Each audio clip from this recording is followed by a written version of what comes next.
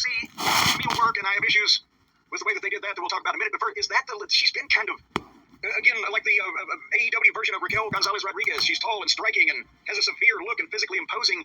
But then she comes out and was that a gladiator outfit, or what was going on with that there? Is that some type of video game homage like the kids do? Did you see this at all, the outfit? Oh, this match was astounding. I watched this whole thing, but I never really saw too much of her before here, like at the NWA or anywhere. What did she wear? Well, she didn't wear that. She was wearing tights the last time I saw her, but I'm not saying that it had, oh no, we want her to dress like Moolah in 1973, but I'm just wondering if that isn't, is this a hat on a hat? She was very, Mercedes has already got all the bells and whistles and fringes and wigs and carrying on and such. I like my female wrestlers dressed like Farouk. Well, you know what, there you go. The old, poor, God bless him, poor Ron Simmons put up with that, and it was able to overcome it later on, but, you know, Vince wanted a black Muslim dressed like fucking Steve Reeves in a Hercules movie or whatever. But, like a Nerf outfit. Yeah, I don't know what the baddest guy on the roster dressed like that. Yeah, but anyway, back to Kamille.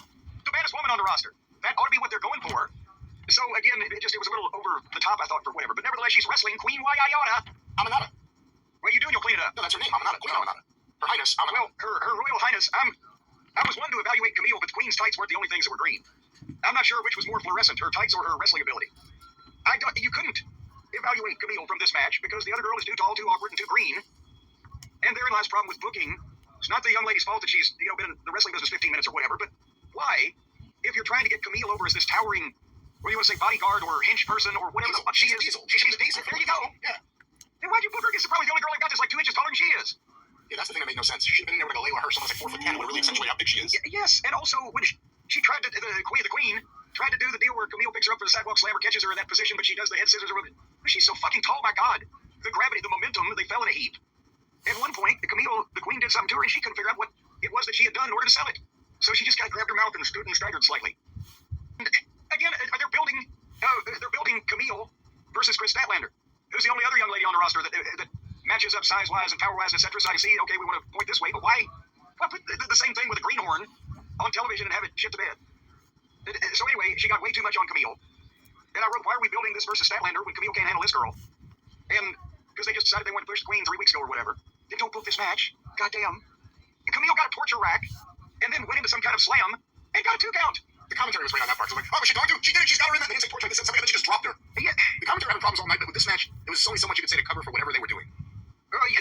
Hey, let me tell you something. Braille wouldn't have covered for what they were doing here. And then Kamille did kind of a crossroads and got a 1, 2, 3, but it was flat. There was no reaction because Camille's special aura is being diminished after like 6 weeks.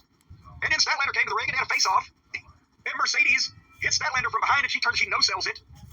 But then Statlander and Kamille had kind of sloppy fight, and Kamille hit the crossroads again. It just, Statlander we like. Kamille we're trying to like. Mercedes is abysmal and gut-wrenching to suffer the presence of, but she's in the middle of this. But they need some booking and some producers that will be either listened to or fired. If the producer said do everything exactly this way, fire them.